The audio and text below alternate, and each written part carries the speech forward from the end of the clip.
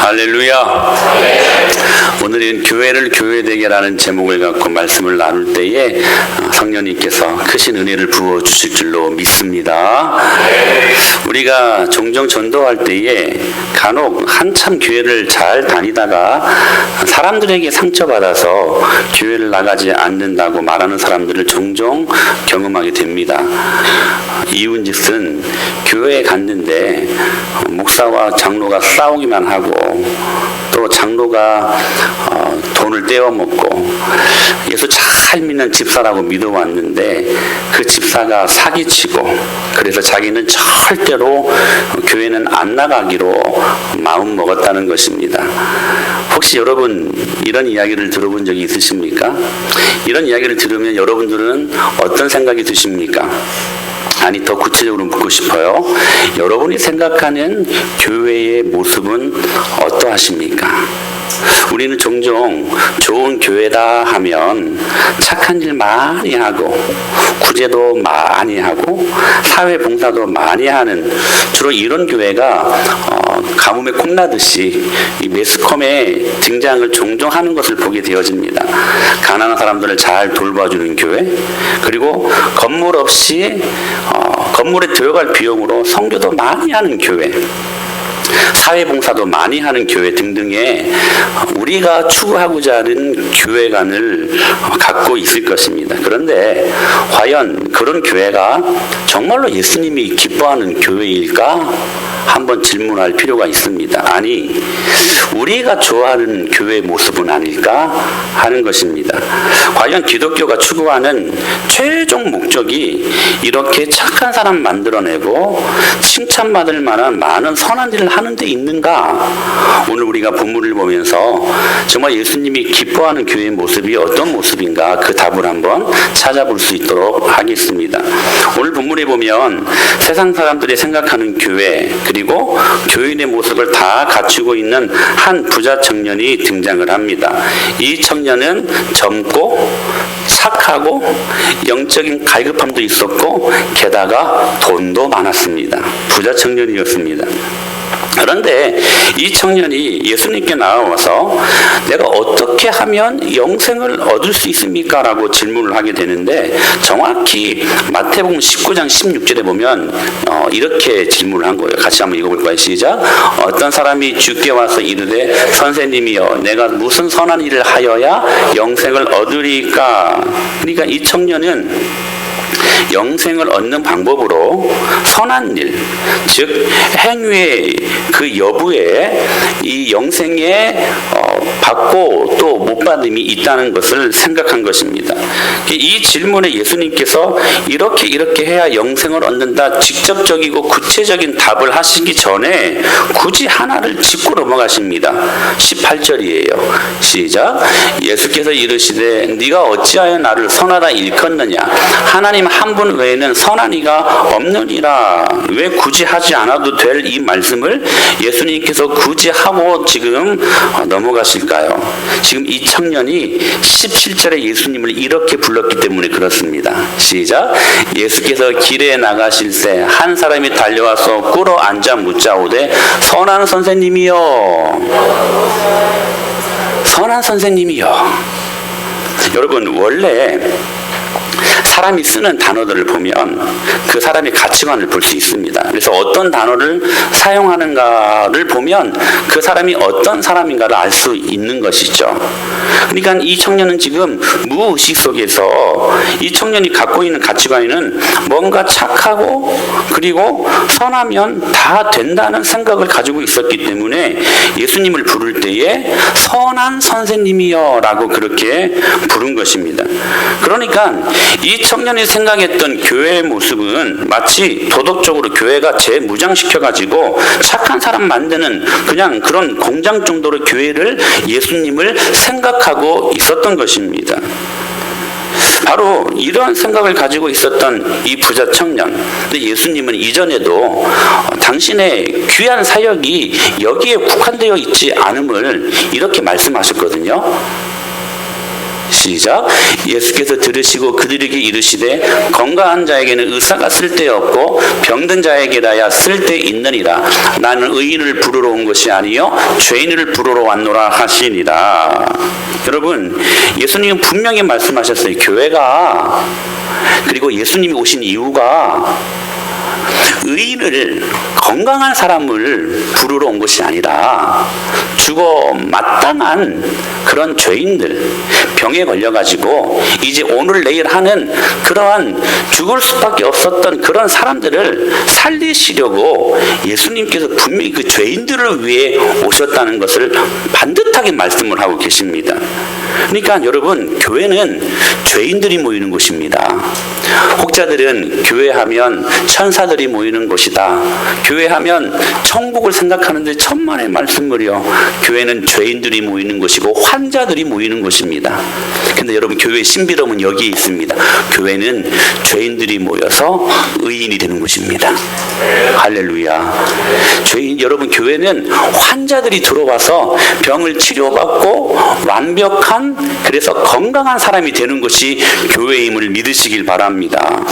예수님이 이 땅 가운데 오신 주된 목적은 착한 사람 구원하고 착한 사람 만들고자 도덕적으로 재무장시켜가지고 그렇게 이 일들을 하기 위해 오신 분이 아니라 죄인을 부르시고 그 죄인을 구원하시기 위해 오신 구원자로서의 최종적인 목적을 가지고 계셨다는 것입니다. 만약에 교회가 착한 사람을 만들려고 우리를 부르셨다면 예수님이 굳이 우리를 위해 십자가 질 필요가 없으셨습니다. 왜냐하면 여러분, 착한 일을 만드는 단체, 그리고 착한 사람을 양성시키는 기관들은 우리 주위에 너무나 많이 있기 때문에 그렇습니다. 그런 의미에서 예수님께서 선한 선생님이라고 부른 이 청년의 가치관을 일단 짚어주시고, 그리고 나서 영생을 어떻게 얻을 수 있는가에 대한 첫 번째 답을 예수님이 이 청년에게 주십니다. 그러면서 이 첫 번째 답을 우리가 볼 때 다소 약간 우리가 생각했던 전통적으로 성경에서 가르쳐주고 있는 구원관과 약간 이상한 예수님의 답변을 우리는 발견할 수 있을 거예요. 자, 우리 19절 말씀 같이 보실까요? 시작. 내가 계명을 안 하니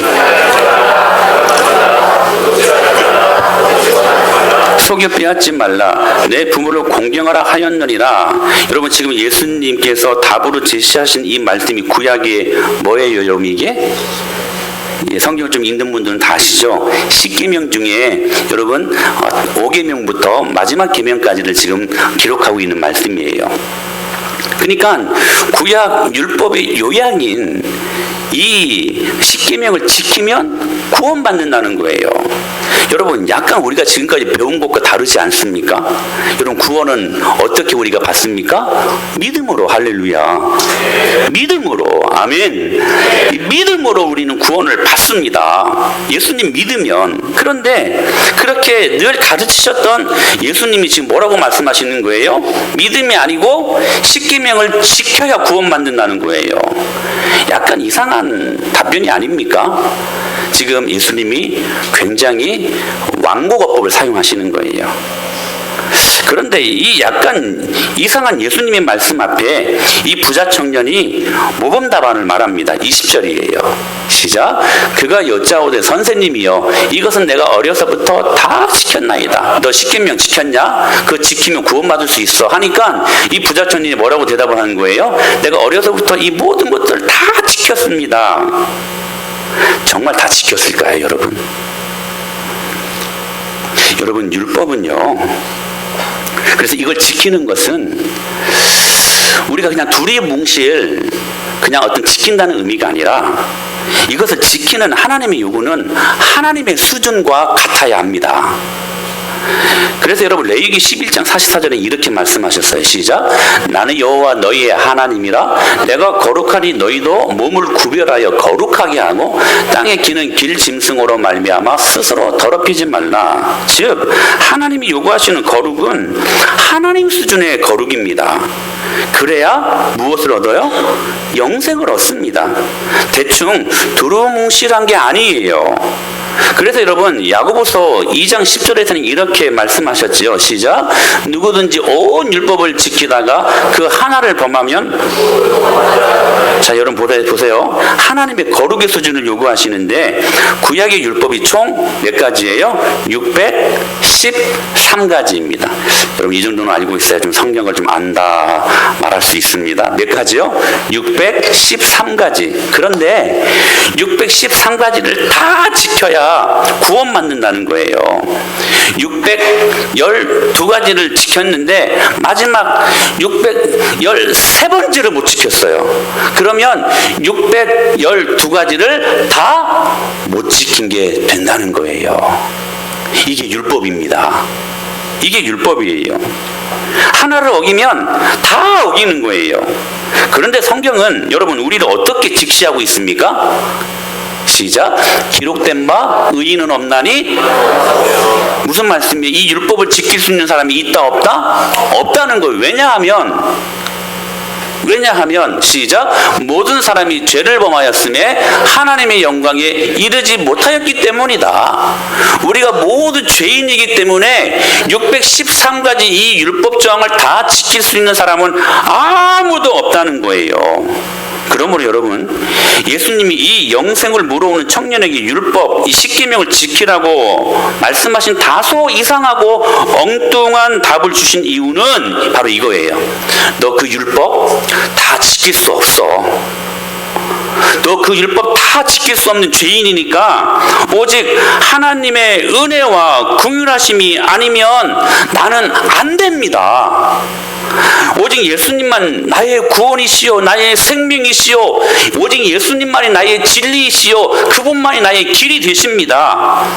저는 예수님 외에는 소망이 없습니다. 이 답을 얻기 위하여 당연히 이 답이 나올 줄 알고 그렇게 왕곡어법으로 돌려서 하신 말씀인데 돌연 이 청년이 뭐라고 말하는 거예요? 다 지켰다는 거예요. 다 지켰다는 그 말 속에 무슨 죄가 또 한 가지 여러분 지금 첨가됩니까? 거짓말이라는 죄가 지금 첨가되고 있었습니다. 사랑하는 여러분 기억하십시오. 구원은 자신이 하나님 앞에 죄와 허물로 완전히 죽었던 아무런 소망이 없었던 전적으로 부패하고 전적으로 타락하고 전적으로 무능해진 자신의 죄인됨을 고백하며 하나님의 은혜를 전적으로 신뢰하는 자들에게 부어주는 하나님의 축복임을 믿으시길 바랍니다. 이게 구원이에요. 구원. 그러니까 약간 이상한 답변이 예수님의 답변인데 여러분 이상해요? 안 이상해요? 안 이상하죠? 여러분 그렇습니다. 우리가 믿음으로 주님을 고백하며 나아간다는 것은 무슨 말이냐면 내가 할 수 없으니까 613가지를 다 지킬 수 없으니까 내가 누가 필요하냐? 예수님이 필요하다는 거.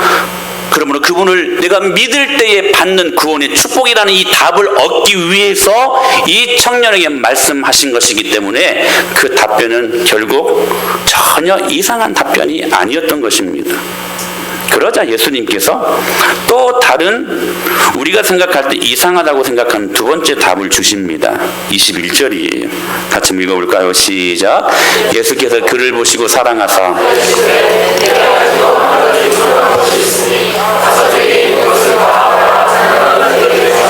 그리하면 하늘에서 보아가 내게 있으리라. 그리고 와서 나를 따르라 하시니 여러분 여기 지금 예수님께서 이 부자 청년을 보시고 사랑하사 이르시는 말씀하셨는데 너에게 아직도 한 가지 부족한 것이 있는데 그것이 무엇이냐면 너의 그 재물이다. 그 재물을 다 팔아서 가난한 사람들 나누어 주고 그리고 나를 따라와라. 그리하면 영생의 축복을 받을 것이다 하시는 말씀이에요.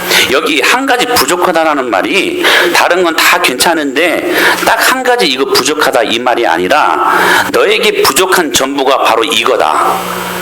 지금 이 한 가지가 너의 모든 부족한 것 중에 전부다 하시는 말씀이에요.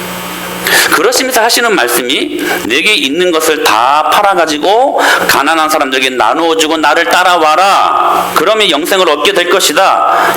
여러분 자 보십시오. 이건 역시 우리가 생각했던 지금까지 배워왔던 구원관과 다르지 않습니다. 여러분, 만약 이 말씀대로 구원이 이루어진다면 여러분의 재산 그렇게 많지도 않지만 그 다 팔아가지고 여러분 가난한 사람들 다 나누어 주어야만 합니다. 여러분, 과연 그렇습니까? 제가 아무리 성경을 들춰봐도 성경 어디에도 이렇게 구원받는다는 말씀은 없어요. 그런데 왜 예수님께서 마치 그런 것처럼 말씀을 하실까? 뭘 지적하려고 하는 것일까요? 여러분, 이 부자 청년에게 영생을 얻는 방법으로 첫 번째, 계명을 다 지켜라. 근데 이 청년이 다 지켰습니다. 다 지켰습니다. 예수님은 이거 저는 계명 지킬 수 없어요. 저는 죄인입니다. 오직 예수님만이 구원이십니다. 이 답이 나올 줄 알았는데 다 지켰다는 거예요. 그러니까 이 말씀 다시 말하면 예수님 필요 없다는 거예요. 그렇게 대답을 하니까 예수님이 또 다른 질문을 던지시면서 너에게 부족한 것이 전부가 바로 이건데 그게 뭐냐? 네가 가지고 있는 재물이라는 것입니다. 사랑하는 여러분, 그 재물이 이 청년이 하나님 앞에 나아가는 길을 떡하니 가로막고 있었다는 사실이에요. 그런 의미에서 이 부자 청년에게 있어서의 이 재물은 이 젊은 청년에게 있어서 하나님이었고 그리고 우상이었습니다.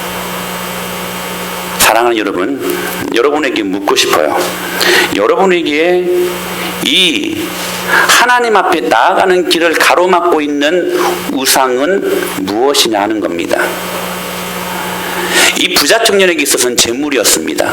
근데 여러분들에게 있어서는 그것이 무엇이냐 하는 거예요. 그게 내 자존심일 수 있습니다. 야, 자존심 무섭더라고요. 좋은 말로 자존심이지 좀 속된 말로 말하면 똥꼬집입니다. 똥꼬집. 여러분, 이게 얼마나 하나님 앞에 나아가는데 무섭게 작용하는 줄 모릅니다. 여러분, 하나님 앞에 나아가는 데에 방해되는 요소들이 무엇입니까? 때로 여러분이 갖고 있는 소유입니까? 내 재물일 수 있어, 이 부자 청년처럼.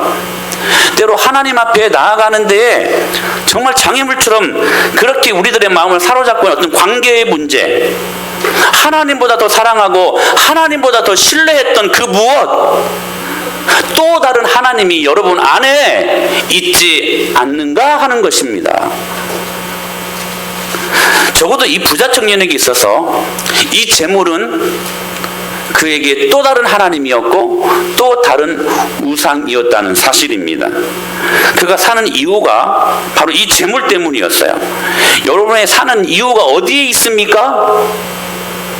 매일매일 쌓여지는 그 재물이 그 인생의 즐거움이었고 존재 가치였습니다. 그의 모든 생각과 가치 판단에 재물이 있었다는 거예요. 여러분, 여러분의 모든 판단과 가치를 정립하는 데 있어서 하나님이 왜 그 무엇이 과연 무엇이냐 하는 것입니다. 즉 예수님께서 이 청년에게 말씀하신 의도는 바로 이거예요. 그 재물이라는 우상 제거하고 예수님 따라야 된다는 것입니다. 더 쉽게 말하면 너희 마음속에 있는, 너의 마음에 지금 주인 노릇하고 있는 하나님 외에 주인 노릇하고 있는 그 주인 바꾸라는 것입니다. 이 말씀이에요. 여러분, 우리가 예수님을 믿는 순간 우리 주인은 바뀌어지는 것이 맞습니다. 할렐루야.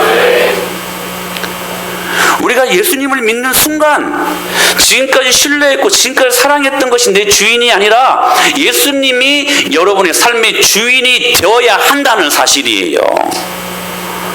그러니까 어떻게 보면 이상한 답변 같은데 이 말씀은 정확히 우리가 배웠던 말씀과 똑같습니다. 사랑하는 여러분, 구원은 믿음으로 받습니다. 할렐루야.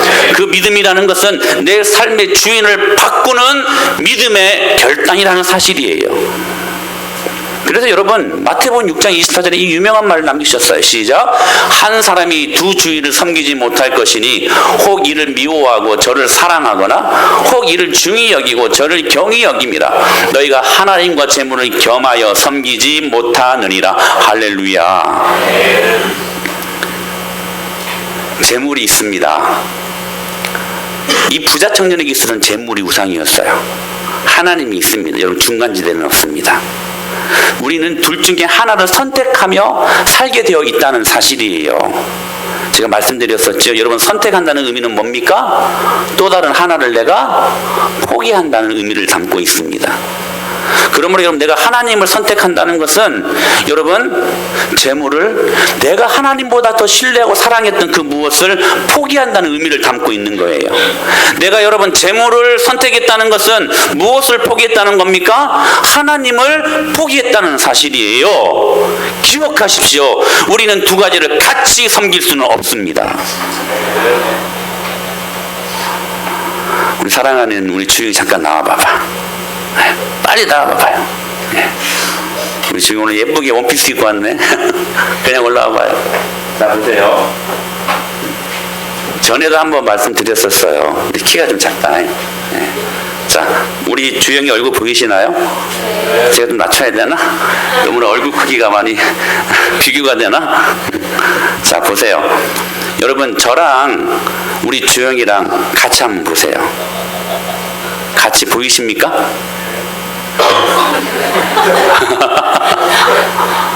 여러분, 지금 여러분이 옆에 그냥 희미하게 보이는 것이지, 우리의 시선은 여러분 한 사람만 보게 되어 있습니다. 다시 한번 보세요. 같이 보입니까? 아니면 한 사람만 보입니까? 옆에 누군가는 있다는 것은 알 수 있어요. 근데 우리의 시선은 여러분 한 사람만 보이게 되어 있습니다. 같이 볼 수 없어요. 박수. 사랑하는 여러분, 그렇습니다. 하나님과 재물, 하나님과 그 무엇, 또 다른 하나님을 같이 섬길 수는 없다는 사실이에요. 그러니까 예수님의 이 답변을 이 부자 청년에게 하시는 말씀은 무슨 말씀이냐? 네가 믿음으로 구원을 받는데, 믿음으로 구원을 받는 사람들은 하나님만 그 마음의 주인으로 모셔야 된다. 이것을 가르치기 위해 왕복어법으로 이 청년에게 말씀하신 것입니다. 사랑하는 여러분, 하나님 60%, 재물 40% 이렇게 나뉘어서 생각될 수 없다는 사실이에요. 재물이든지 하나님이든지, 자녀들이든지 하나님이든지, 여러분의 관계든지 하나님이든지, 둘 중에 하나를 선택해야 된다는 사실입니다. 여러분, 이것은 우리가 억울할 수 없고 우리가 싫다고 여러분 부정할 수 없는 진리입니다. 하나님을 따라간다는 거, 그분을 선택하며 그분이 내 삶의 주인이 되어 주십시오라고 고백하는 삶을 통하여 우리는 구원받은 사람이 된다는 것입니다. 결국 이 재물이 우상이 되어버린 이 청년은 그 우상 제거하고 나를 따라오라고 하신 그 하나님의 말씀이 찔린 겁니다. 날카로운 칼이 되어서 자기의 마음을 찌른 거예요. 시작. 그 사람은 재물이 많은 거로 이 말씀으로 인하여 슬픈 기색을 띠고 근심하며 가니라. 아하, 하나님의 말씀이 때로는 우리를 슬프기도 하는구나. 하나님의 말씀이 때로는 우리를 근심하기도 하는구나. 왜요? 주인을 바꾸려면 이런 작업들이 필요합니다. 왜요? 내 본성에, 본능에 착하게, 충실하게 그렇게 살았던 사람들이 그 주인 바꾸려고 하니까 얼마나 많이 힘들겠어요. 근데 여러분, 이 청년에게 치명적인 실수는 뭐냐면 슬픈 기색을 띠고 근심하며 예수님을 등을 지고 떠나버렸다는 것이 치명적인 실수라는 사실입니다. 여러분, 하나님의 말씀은 우리를 찌릅니다. 할렐루야. 하나님의 말씀은 검과 같아서, 날선 검과 같아서 여러분 우리의 혼과 영과 관절 및 골수를 찔러 쪼개는 수술하시는 말씀이기 때문에 그 말씀을 제대로 받을 때에 여러분 우리가 아플 수 있어요. 내 얼마든지 아플 수 있어요. 그러나 여러분, 그 아픈 말씀 내가 아멘으로 받고 할렐루야, 내 삶의 주인을 예수 그리스도로 모셔드리는 사람들은 여러분 영생하는 삶의 축복을 경험하게 하시겠다고 약속하시는 것입니다. 그러므로 여러분 기억하십시오. 이 젊고 착하고 영적인 갈급함이 있어 거기에다가 완벽하기까지 합니다. 부자입니다. 그러나 이런 걸로 이 부자 청년은 구원받을 수 없었다는 거예요. 교회가 무엇입니까? 착한 사람 만들어내는 것입니까? 아니라는 거예요. 여러분, 다시 한번 이 구원관을 다시 한번 정립하실 수 있게 되길 바랍니다. 여러분, 구원은 윤리적이고 도덕적인 착한 행위로 이루어지는 것이 아니라 믿음으로 이루어지는 것임을 믿으시길 바랍니다. 이렇게 말씀하셨기 때문이에요. 시작. 너희는 그 은혜에 의하여 믿음으로 말미암아 구원을 받았으니 이것은 너희에게서 난 것이 아니요 하나님의 선물이라. 행위에서 난 것이 아니니 이는 누구든지 자랑하지 못하게 함이라. 아멘. 즉 이 말은 교회 주된 사역이 윤리적이고 도덕적이고 착한 사람을 만드는 것이 아니라는 것입니다. 명심하십시오. 그러므로 교회를 윤리적, 도덕적, 착한 행위를 기준점으로 삼아 좋은 교회, 나쁜 교회를 가릴 수 없다는 사실입니다. 만약에 이러한 기준점을 갖고 교회를 판단한다면 여러분, 거기에는 사단의 음모가 숨겨 있는 것입니다. 왜냐하면 이걸로 좋은 교회, 나쁜 교회를 판단하게 되면 십자가를 아무런 능력 없는 한낱 나무로 만들어버리는 치명적인 실수가 되기 때문에 그렇습니다. 여러분, 예수님이 왜 십자가를 지셨는지를 완전히 무색하게 만들어버린다는 사실이에요. 그러나 여러분, 우리가 착하게만 살 수 있다면, 우리가 돈만 있으면, 능력만 있으면, 똑똑하고 건강하기만 하면 십자가도 필요 없다고 말하는 타락한 기독교를 우리 스스로가 만들 수 있기 때문에 그렇습니다. 사랑하는 여러분, 기억하십시오. 복음은 복음이어야만 합니다. 할렐루야. 절대로 우리가 십자가를 땅에 묻어버리면 안 됩니다. 십자가에서 물과 피를 흘려주신 이유를 붙들고 살아가는 게 여러분 우리여야만 합니다. 우리는 그것 때문에 살아가고, 그것 때문에 여러분 우리는 이길 수 있고, 그것 때문에 우리는 여러분 이 험한 세상을 할렐루야를 힘차게 부르며 헤쳐나갈 수 있게 되는 것입니다. 그때 교회는 비로소 교회 되는 것입니다. 그러면 여러분, 기독교를 바라볼 때, 교회를 판단할 때 절대로 다시 말씀드립니다, 도덕적인 잣대로 보면 안 됩니다. 교회의 존재 이유는 윤리적이고 도덕적이고 착한 사람 만들어내는 데 있지 않습니다. 이 젊고 착하고 돈 많은 부자 청년, 그런데 그것 가지고 구원받지 못했습니다. 그래서 여러분, 제가 존경하는 C.S. 루이스가 이런 말을 남겼습니다. 진짜 기독교인은 자기의 잘못된 행실만 회개하는 자가 아니라 자기의 착한 행실도 회개하는 자가 진짜 기독교인이다. 여러분, 이분은 그냥 평신도 신학자였거든요. 어떻게 목사들보다 이러한 귀한 말들을 남길 수 있을까요? 우리가 잘못된 행실만 회개하는 줄 알았잖아요. 그런데 진짜 그리스도인은 자기의 착한 행실도 회개하는 자가 진짜 기독교인이래요. 무슨 말일까요? 여러분, 그래서 우리의 선은 자기의 잘남을 증명하는 무기가 되어서는 안 된다는 것입니다. 내가 남보다 우월하다는 것을 은근히 즐기려고 하는 이 선함은 반드시 회개의 대상이 되어야 된다는 사실이에요. 내가 남보다 더 잘났다는 것을 으쓱이게 하는 것들, 여러분 그런 거 있지 않습니까? 여러분들이 그렇게 중요시 여기는 그 스펙들 말입니다. 조금 남보다 좋은 대학 나오면 아닌 것처럼 말은 하지만 나도 모르게 으쓱거리시게 됩니다. 내가 남보다 조금만 돈이 많으면 아닌 척 하지만 은근히 그것이 내 안에 자기 의의가 된다는 사실이에요. 여러분, 그 착한 행동 반드시 회개하셔야 된다는 것입니다. 왜냐하면 여러분, 기독교는 그 착한 행실로 여러분 서로 키재기하는 종교가 아니기 때문에 그렇습니다. 그런데 요즘 기독교를 바라보는 세상이나 심지어 그리스도인들도 계속 기독교를 윤리적이고 도덕적인 행위로만 교회를 판단하려고 합니다. 그래서 여러분, 흔히 우리들 가운데 이런 생각들이 있지 않습니까? 교회 어떤 교회가 좋은 교회인가? 구제 많이 하는 교회, 교육적으로 좋은 프로그램이 있는 교회, 목사들 중에서는 돈 문제가 굉장히 투명하고 청렴한, 복음과 상관없이 청렴하면 무조건 좋은 목사, 이렇게 판단하려고 하지 않습니까?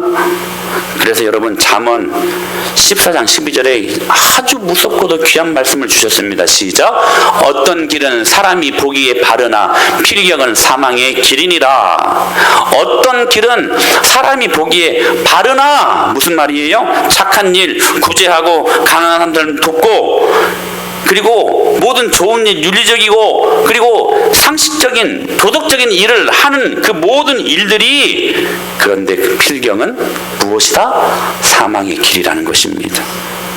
무슨 말입니까, 여러분? 잘 들으십시오. 예수 없는 착한 행실, 예수 없이 가난한 사람들 도와주는 일, 예수 없이 근사해지는 것, 그 필경은 사망이라는 것입니다. 정말 여러분 무서운 말씀이에요. 우리 주위에 예수 없이 여러 많은 일들을 하는 사람들이 얼마나 많습니까? 혹 우리들 자신들은 아닙니까? 십자가 복음 없이 도덕만 이야기하면 그 길의 마지막은 사망입니다. 예수 그리스도의 복음이 없고 나를 위한 대속의 은총을 감사하고 그것 붙들고 은혜로 살지 아니하면 우리가 아무리 멋지고 유익한 삶을 살아도 그게 무슨 길이라고요? 사망의 길이라는 사실입니다. 여러분, 이 말씀을 명심하시기를 바랍니다. 십자가가 빠진 도덕적이고 윤리적인 교회는 그러므로 여러분 더 이상 교회가 아닙니다. 속지 마십시오. 교회가 교회되기 위해, 복음이 복음되기 위해 절대로 빠져서는 아니 될 것은, 사랑하는 여러분, 십자가임을 믿으시길 바랍니다. 십자가 빠지면 안 돼요. 십자가 없이 하는 모든 행위는 사망의 길입니다. 사망의 길이에요. 그러므로 여러분, 십자가가 빠진 교회는 더 이상 교회가 아닙니다. 교회 이름을 걸고는 있지만 교회 아닙니다. 그러면 이렇게 질문할 수 있을 거예요. 그러면 목사님, 우리가 어떻게 착하고 도덕적이고 윤리적인 삶을 살 수 있습니까? 그러면 우리는 도덕적이고 윤리적인 삶과는 담을 쌓고 살아야 됩니까? 맞아요, 여러분. 예수님 믿는 사람들은 바로 사셔야만 합니다. 예수 믿는 사람들은 복음에 합당한 열매를 맺고 삶을 사셔야 되기 때문에 정말 도덕적이고 윤리적인 삶을 반드시 살아야만 합니다. 그러나 그 복음에 합당한 삶, 즉 도덕적이고 윤리적인 삶은 다음같이 와야 된다는 사실이에요. 이 순서를 여러분 반드시 기억하십시오. 오늘 말씀의 포인트입니다. 예를 들면 남자아이들이 방을 잘 못 치웁니다. 우리 아들 신원이도 방을 잘 못 치워요. 그 책상에 가면 온갖 잡도사리가 다 위에 다 있어요. 엄마 아빠가 한 번씩 맘먹고 치워줘야 이제 치우는 상황인데, 우리 아들들이 잘 방을 못 치워요. 근데 여러분, 이 아들이, 신원이가 그런 게 아니라 이 아들이 갑자기 여자친구가 생겼습니다. 신원이가 생긴 게 아니에요, 여자친구가. 근데 하루는 그 여친에게 프로포즈를 받으면서 꽃다발을 선물로 받았어요. 얼마나 기분이 좋았겠어요. 너무 기분이 좋아가지고 그 꽃다발을 예쁜 꽃병에 넣어가지고 자기 방에 가져왔는데, 자기 방을 보니까 온통 쓰레기 천지예요. 그래가지고 이 책상 위에 이 꽃병을 떡하니 놓았는데, 그래서 이 꽃 보면서 그 여자친구 보려고 이제 생각하면서 보려고, 근데 딱 놓았는데 꽃이 너무 예쁜데 책상이 너무 안 어울리는 거예요. 그 꽃이랑 너무 지저분해가지고. 그래서 이 아이가 책상을 치우기 시작했습니다. 깨끗하게 책상을 정리하고 보니까 그 책상 위에 올려진 꽃이 어울리는 거예요. 근데 가만히 보니까 방이 이제는 엉망이에요. 그게 눈에 들어와요. 그래서 지저분한 침대를 치우고, 그리고 예쁘게 침대를 정리하니까 그 다음에는 방바닥에 나뒹구는 쓰레기가 보이는 거예요. 그래서 쓰레기를 이제 정리하게 됩니다. 치우게 되었습니다. 그래서 방 안이 깨끗해졌습니다. 그래서 보니까 이제는 벽지가 안 어울리는 거예요. 그 깨끗한 방에 벽지를 바꿉니다. 벽지를 바꾸니까 있었던 가구가 내 책상이며 내 옷장이 어울리지도 않는 거예요. 그래서 여러분, 옷장을 바꾸고 가구를 바꾸는 것, 여러분,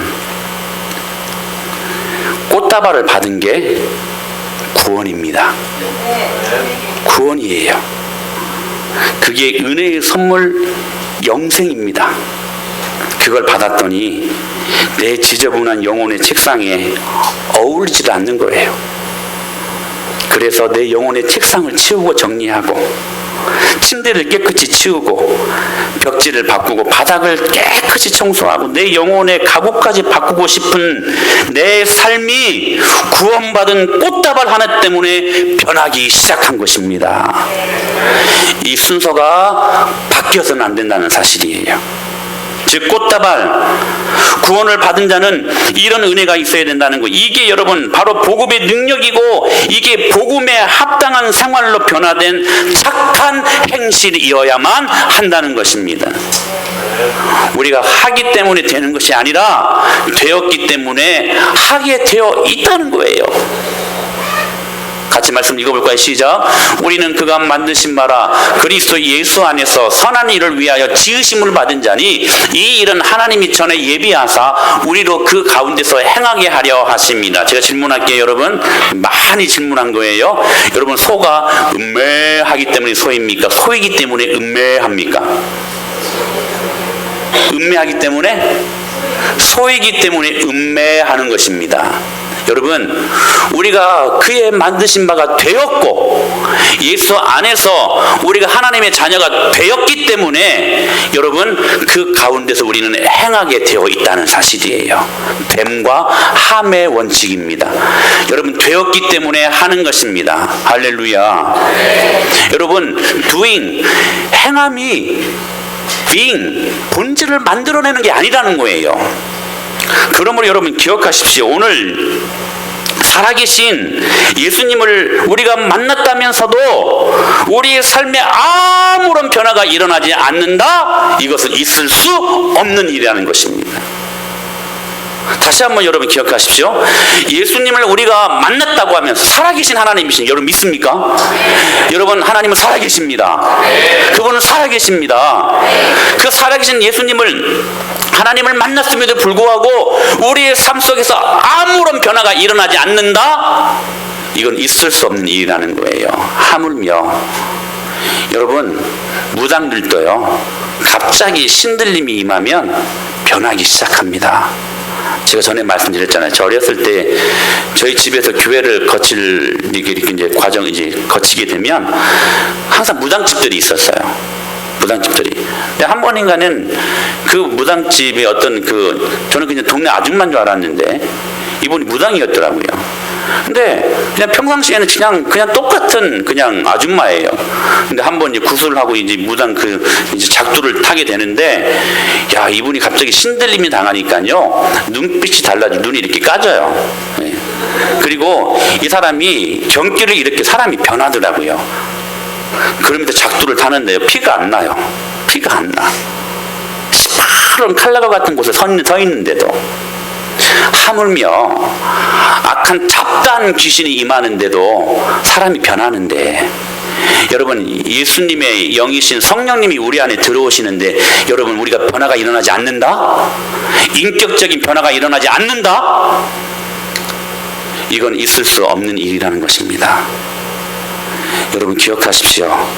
구원의 확신을 잘 체크하시기를 바랍니다. 예수님 믿으면 살아계신 그 주님 만나면 여러분의 삶은 변화받게 되어 있습니다. 그러므로 주님이 오늘 우리에게 무슨 말씀을 하시냐면 주님께서 오늘 어떤 교회가 되기를 원하시는가? 꽃다발 선물 받지도 않았는데 집을 치우고 그래서 누가 더 깨끗하게 치웠나? 싸우는 교회가 되어서는 안 된다는 거예요. 교회가 윤리적이고 도덕적이고 참 좋은 일 많이 하는데 그 안에 꽃이 없으면 안 된다는 것입니다. 우리가 아무리 착한 일을 많이 하고 아무리 선한 일을 많이 해도 그건 하나님과 상관없습니다. 그 안에 복음이 없으면 안 된다는 사실이에요. 사랑하는 여러분, 복음 되십시오. 교회를 교회 되게 하십시오. 그러기 여러분 복음 되신 예수 그리스도의 십자가가 여러분 안에 꽃다발이라는 선물로 매일매일 기억될 수 있어야만 합니다.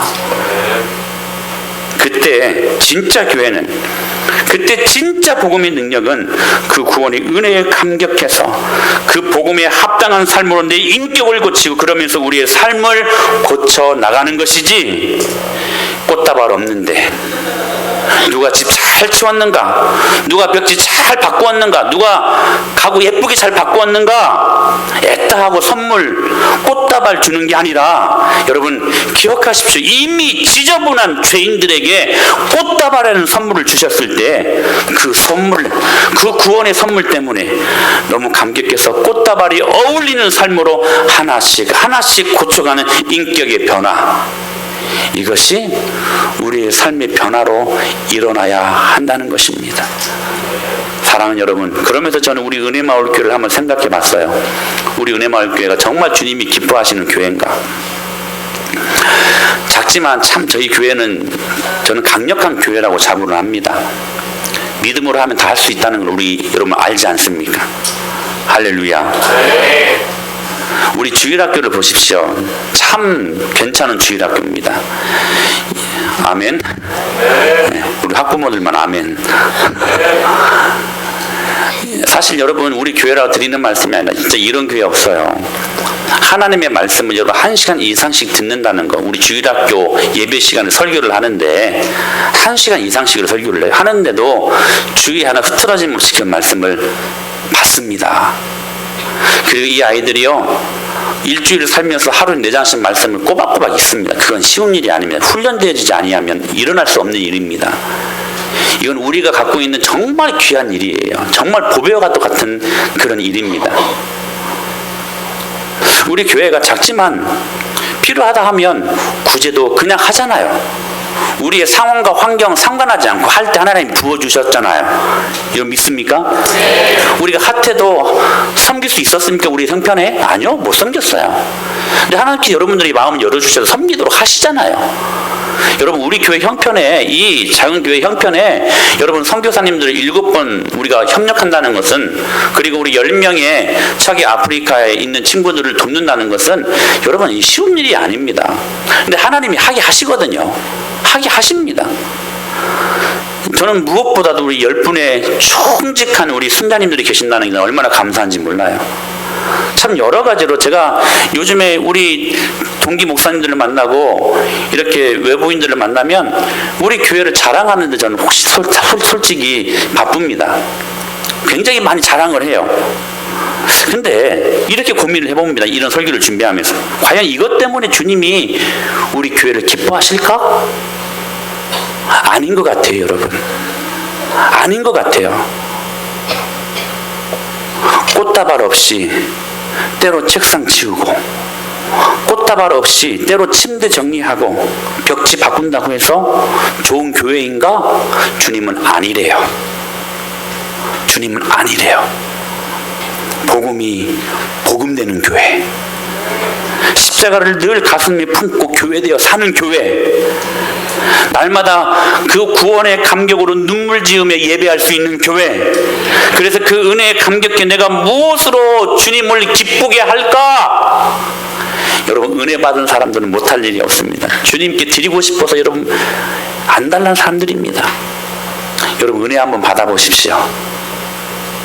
그래서 그 은혜 때문에 우리의 평상시에는 우리 가정, 내 자신밖에 몰랐는데 우리의 눈을, 주위를 둘러볼 수 있고, 그 은혜 때문에, 십자가 때문에, 그 받은 꽃다발의 구원의 감격 때문에 내 주위의 이웃들을 살펴보고 내 형제 동기간 일가 친척들을 바라볼 수 있는, 그리고 그들을 섬길 수 있는 그러한 교회가 주님이 정말로 기뻐하는 교회가 될 줄로 믿습니다. 꽃다발, 십자가가 있는 윤리적, 도덕적인 여러분의 착한 행실을 주님이 받으시지, 이거 없이 우리가 아무리 선하게 산다고 해도 그 구원은, 그 교회는 주님이 기뻐하시는 교회 될 수 없고 주님이 기뻐하시는 인생 될 수 없다는 사실입니다. 사랑하는 여러분, 다시 한번 우리 내면의 모습을 들여다보며 확인하시길 바랍니다. 구원의 감격과 기쁨이 내 안에 있는가? 꽃다발 선물이 내 안에 계속해서 기쁨으로 갖고 있는가? 그 확인하는 저와 여러분들 될 수 있게 되기를 예수님의 이름으로 간절히 축원합니다. 그리고 그 선물 때문에 기쁨을 드릴 수 있는 여러분의 착한 행실도 덤으로 따라오는 은혜가 임하기를 살아계신 예수님의 이름으로 간절히 축원합니다.